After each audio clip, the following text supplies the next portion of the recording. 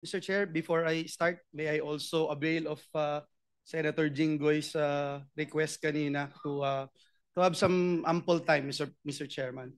With the permission of the other members, you have 10 minutes. Thank you, Mr. Chairman. Mr. Chairman, I'll go straight to the point. I will no longer deliver an opening remarks.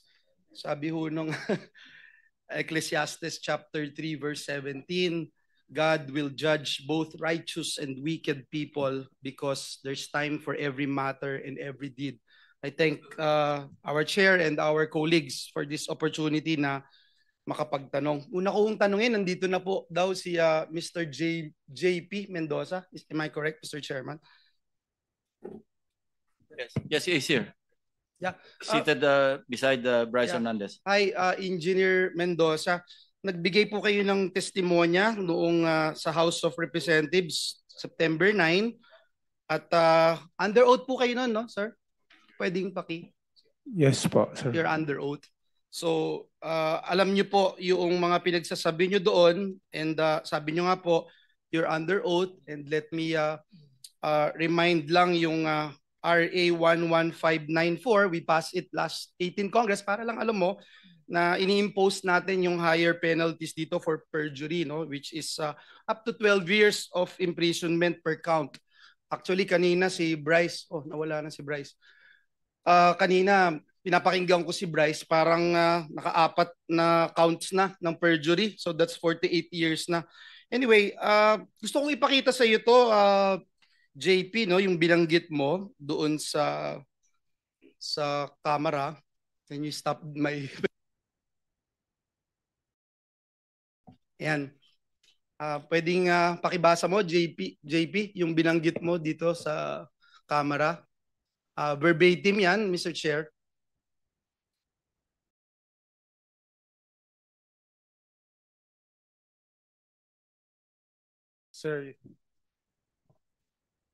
Sir, yung picture po na yan ay noong October 2023.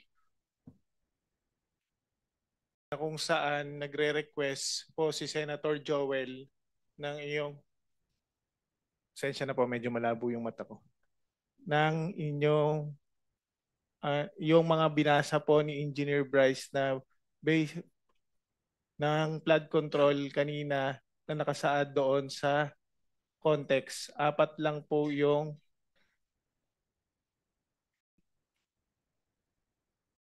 pwedeng picturean ko pa para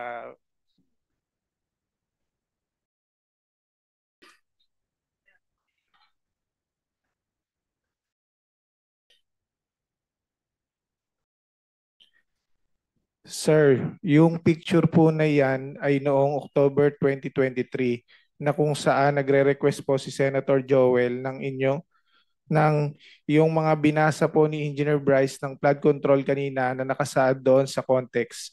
4 lang po yung napicturan sa akin ng boss ko. Kumbaga para sa summary po yan na sinasabi ni Senator Joel na mababa yung kanyang pondo, subalit siya ang majority floor leader. Isa siyang majority floor leader. Majority floor leader siya noon that time and member siya ng Commission on Appointment.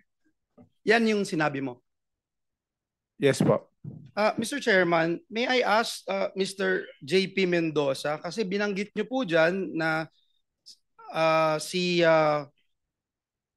Secretary Bonoan ay kinukumpirma ng Commission on Appointments. Yan po yung binanggit po ninyo, no, sa Commission on Appointments. At ang date po na ito, would you say, tama po, yung sabi niyo, October 2023?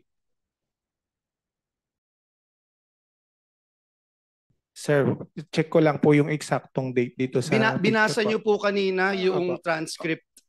October 4, 2023 po, to be exact po. Yes, November 22, 2022 nang ma-confirm si Secretary Bonoan. Sabi nyo din, Mr. Mendoza, are you aware? Kasi sabi nyo din po na miyembro si Senator Villanueva ng Commission on Appointments. Sabi nyo rin, October 2023. Tama po? Sir. Binasa nyo po yung transcript eh. check ko lang. Ito po sa pagkaka-picture ko po, October 4, 2022, 10:31 p.m. po. Hindi, kakasabi mo Yes lang po. kanina, yan din ang sinabi mo sa house. Yung 2023 po, 2023 po dumating yung project po. I'm sorry. Magulo yata yun, Mr. Chair. Sabi mo 2023, yung binasa mo kanina at binanggit mo sa house. Sir, upon checking po, kasi ito po yung picture. Para ma-summary ko po, sir, okay lang po ba na ipaliwanag ko po? Ito po Go ahead, kasi, sige, para maliwanag. Apo. Sir, pwede po bang humingi rin ako ng parliamentary immunity? Legislative immunity. Legislative immunity po. Of course, alam mo naman yung conditions, di ba? Apo. Nasabi sa Apo. kanina may legislative immunity pero hindi rin totoo ang sinasabi. Baka pareho rin ang Hindi, sasabihin mo. ito po para ma-explain ko po ng Any diretso. objection? Hearing none, sige, granted. Ito po, sir. Ito pong time na to, nung papicturean po sa akin ni Boss Henry yung cellphone po niya kasi disappearing message po. That time po, ang sabi po ni Boss Henry, nagre-request daw po si Senator Joel ng pondo po. Nang almost parang ang pagkakabanggit ni Boss Henry is 1.5 billion. Subalit doon sa parang na pumasok sa conversation po na napicturan, isang kayang ialat ng po sa kanya ni Secretary Bonoan is 600 million. Totoo naman I'm po. sorry, Mr. Chairman. There's nothing there. Kahit na Actually, picture lang yung pinicture mo, there's nothing there that states that. Is this a new allegation that you're talking about? Actually, papaliwanag ko lang muna po, sir. Ang kaya lang po ni Secretary Bonoan that time is 600 million na ibigay. Kaya sa conversation po, This was parang, in October 2022. yes po, Okay. nung nagre-request nung October 22. Okay, Mr. Chairman, can I finish on that? Kasi lumalayo na po siya. Allow the resource person to finish the narration before Okay. we interject. Okay. Yung katulad nga po ng sinabi ni D.E. Henry noon, kung nagpa-follow up si Sen. Joel, totoo naman po na ang nire-request niya is mga multipurpose building. Pero that time na hindi kayang ibigay yung amount na hinihingi ni Senator Joel, ang kaya lang ni Secretary Manny Bonoan po noong time na yun is 600. So, hindi maaabot yung target na almost 1 billion na mahigit. Naisipan po ni D.E. Henry na i-convert sa flood control yung 600 million na which is kinuhanan po ng 25% yung mga kontraktor para ang maging total is 150 million. Kung sinasabi po kanina na yung project po lumabas po siya ng 2023, wala po siya sa GAA. Meron po kaming conversation nung Chief of Staff po ni D.E. Henry na isinend po sa akin yung list na ayos na po na eto po, pakita ko po.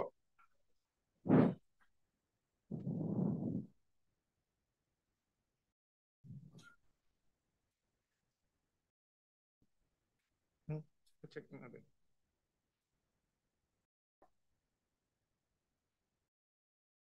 Paling pa-flash to. Kasi kaputol na lang para hindi naman. Tama na lang, sir.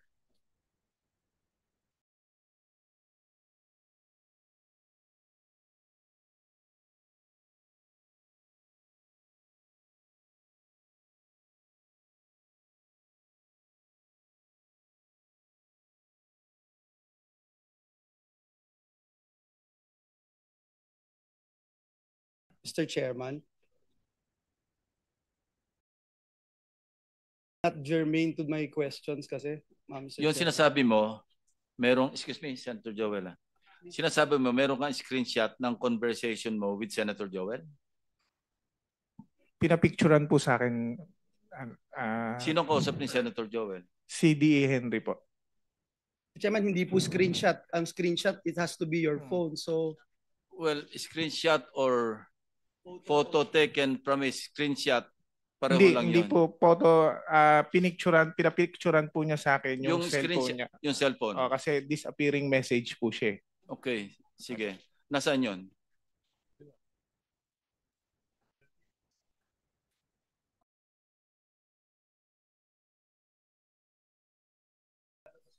Ang binigay mo raw, list of projects, hindi Papa, yung... kumbaga, nung yung 600 million na kinonvert na lang po sa flood control, ito po, sinend po, ito po yung nasan po.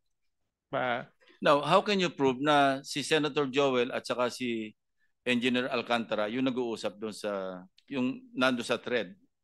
Nung nasa Congress po, tinanong din po siya sa House kung kinukumpirma po niya na nag-uusap sila. Kinonfirm naman po ni DE. Are you confirming? I confirm, nung last time po sa Congress, ang kinonfirm ko lang po na si Senator Joel po ay nag-follow up sa akin na pwedeng malagyan ng building, school building po ay multipurpose building, baka pwedeng mabigyan po ni Secretary. Meron daw po request pero pinapapollow up niya lang po sa akin. Pero there's no such thing as flood control, Your Honor. Yun po ang bilanggit ko sa Congress po. Ayan, Senator Joel, please continue. thank you. Be thou as it may, Mr. Chairman, JP 2022-2023, hindi po ako miyembro ng Commission on Appointments. Hindi po ako miyembro. Pwede kong tanungin si Mr. Alcantara. Mr. Alcantara, same question that I asked Secretary Bonoan's Regional Director Tolentino. Was there a time na I asked or I nominated flood control program sa inyo? Wala po, Your Honor. Ever since po. Ever since, wala, Mr. Chairman. Was there a time na naglabi si Senator Villanueva for any contractor na in-endorse, pinakitaan ng pabor, or nilabi sa iyo, Mr. Alcantara? Wala po, Your Honor. Thank you, Mr. Chairman. Balikan kita, JP, no? Hindi ako CA member. Kinonfirm na si Secretary Bonoan dun sa sinabi nyo. Doon sa mga binanggit mo doon sa plenaryo, doon sa Kamara. Gusto ko lang malaman, meron bang nag-utos sa'yo, sabi sa'yo na banggitin ang pangalan ni Senator Villanueva na ang tanging basis mo ay pinicturan mo ang isang telepono na hindi din sa'yo? Wala po, sir.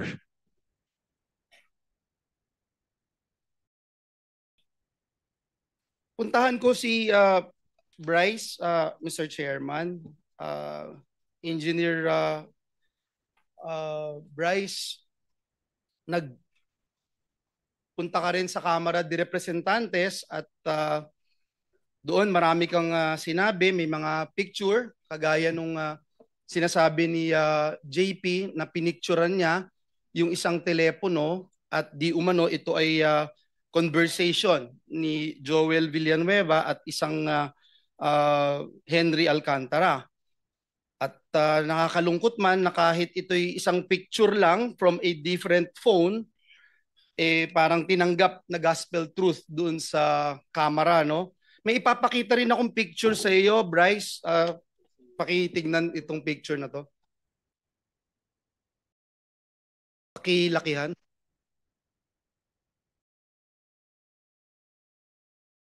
Bryce, naaalala mo ba yung messages na ito? Your Honor, ngayon ko lang po nakita yan. Wala po ako nababasang ganyang messages po. Numero mo ba yan na nakikita sa telepono? Numero mo ba yan? Numero ba ng congressman yan? Wala pong nakalagay na numero, Your Honor. So pareho pala dun sa binanggit ni JP, wala ring numero. Naaalala mo yung message na yan? Ako hindi po. Kasi may nakapagsabi sa akin, ikaw daw ito. Paano kung ipagpilitan kung ikaw din yan?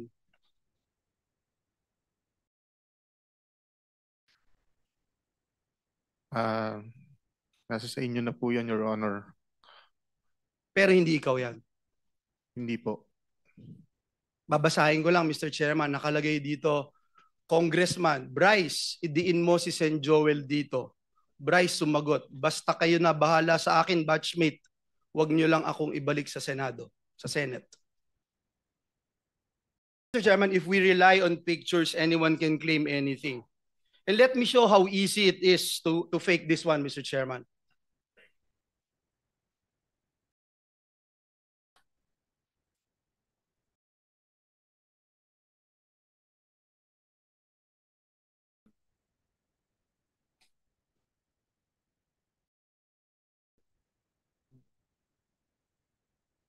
$20, Mr. Chairman.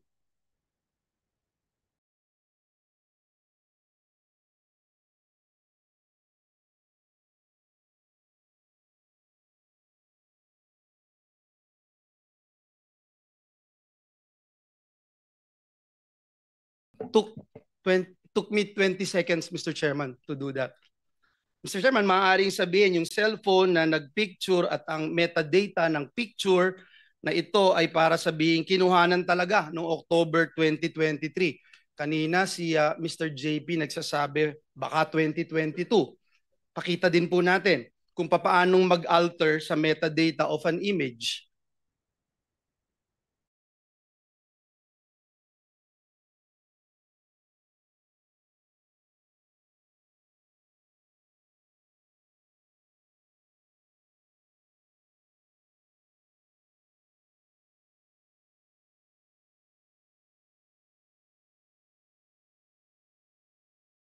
Ganun po kadali, Mr. Chair. Mr. Chairman, bukod po sa napakadaling magdoktor ng picture, inamin niya po mismo doon sa camera, and if we can show the minutes and the transcript of the hearing, inamin po ni Engineer Bryce na wala siyang personal knowledge sa mga mensaheng ito. Can you confirm, Engineer Bryce, itong binanggit nyo na Your Honor regarding sa mga text messages po, wala po.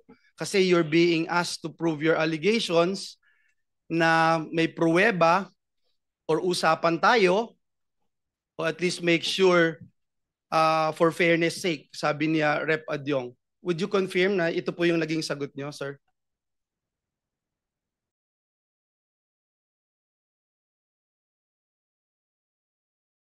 Yes, Your Honor.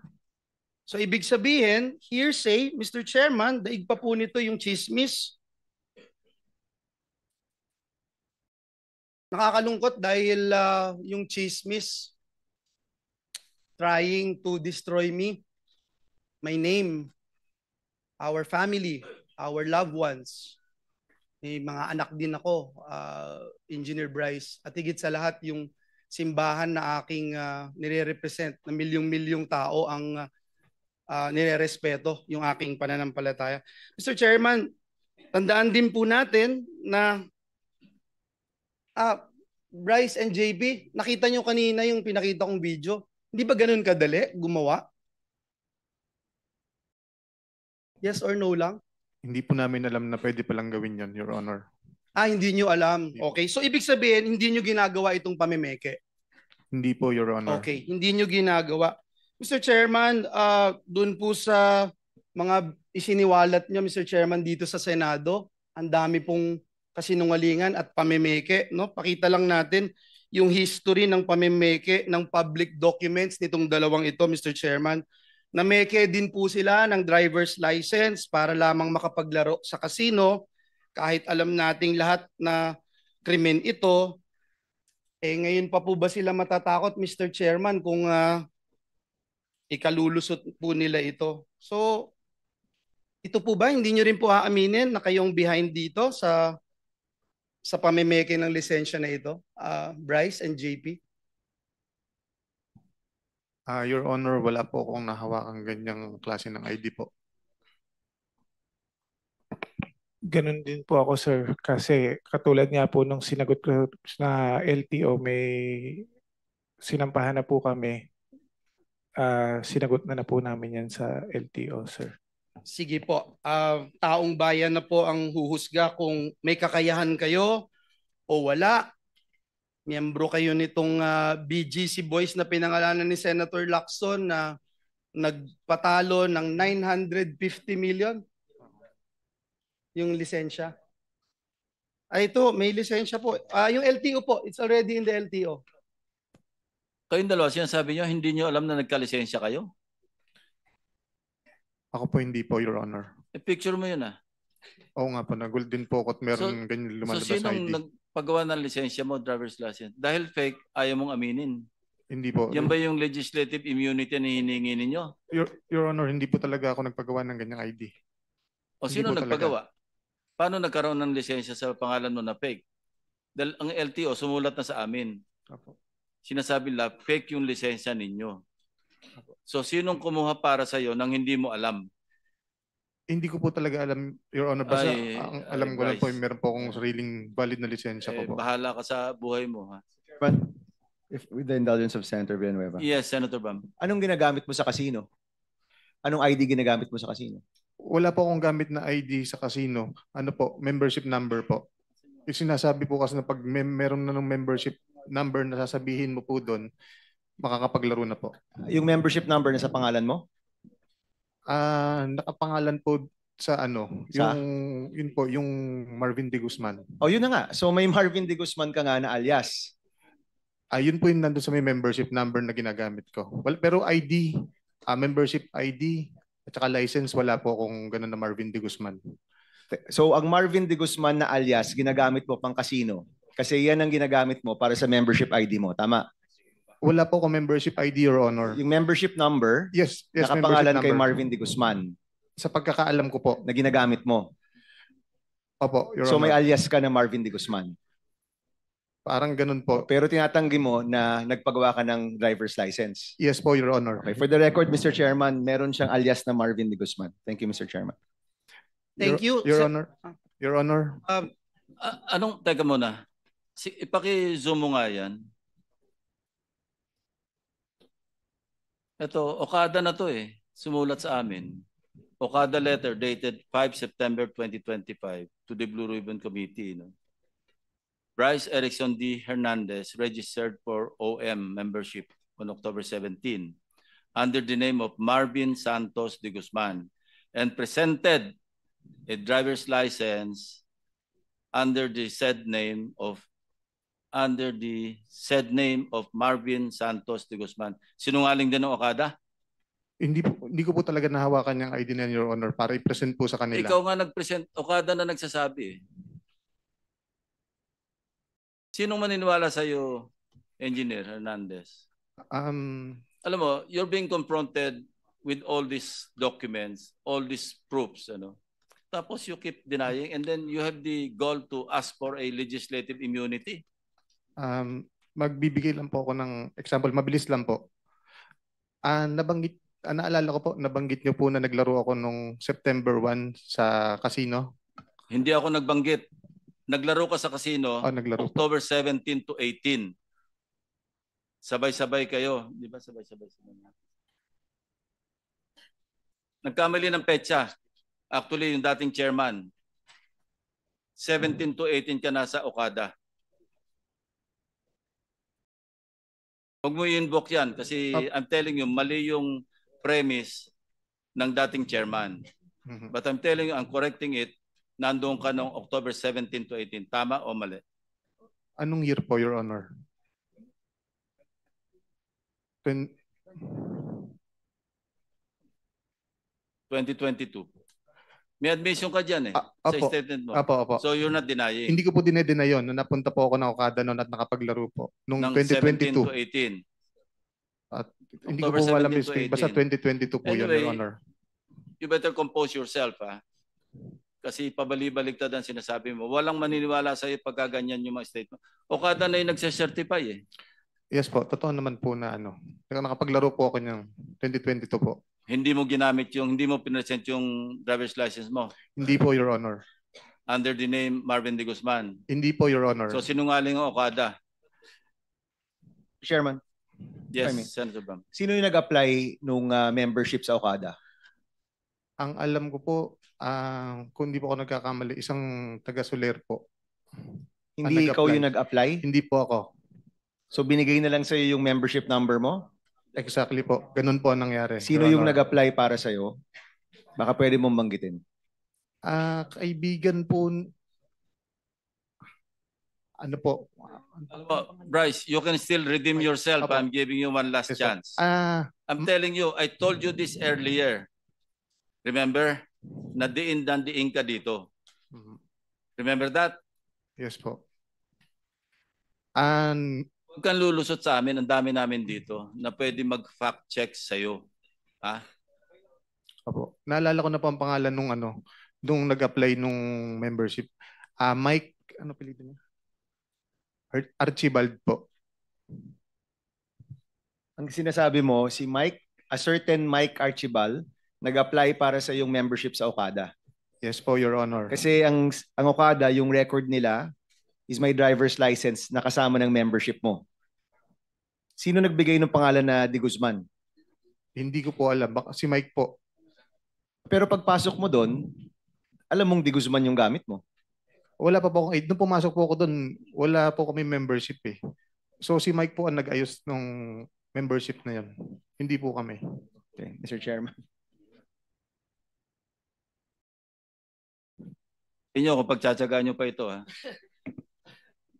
Thank you, Mr. Chairman. Ako ho, madami ho sana ako itatanong pa pero I think it's very clear, crystal clear, Mr. Chairman. Siguro yung huli ko na lang po na sasabihin, Mr. Chairman, ay itong ini-strengthen niya na paulit-ulit po doon sa Kamara, Mr. Chairman, na nasa GAA po itong alleged flood control project. Tinanong po natin kanina yung district engineer kung mayroong flood control project si Senator Villanueva, wala. Ngayon, iniiba-iba ho niya in 3-4 times, Mr. Chairman. I can show you all the minutes of the hearing. Siguro kahit isa lang mag-show tayo itong tinanong ni Chairman Redon sa kanya kung banggitin niya itong sinasabi niyang proyekto. At ang sabi niya, Mr. Chairman, na ito ay nasa listahan ng General Appropriations Act ng 2023. Kaya, Mr. Chairman, I will still submit, Mr. Chairman, this 2023 GAA.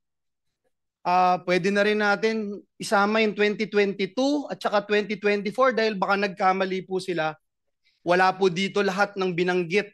Kahit yung binabanggit ni JP na nasabi nasaan program, wala po. Yung lahat ng binanggit nyo po doon sa Kamara, wala po lahat.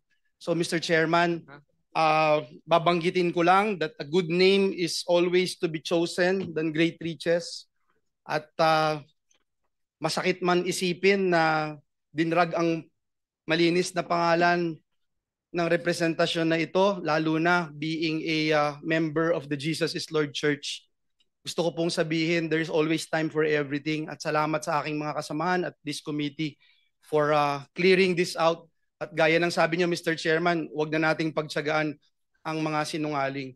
Thank you, Mr. Chairman. Dapat siguro palitan niya yung pangalan niya, Blyce na lang, Blyce. Yeah. Your Honor. Mr. Chairman. Yes, the Senate President.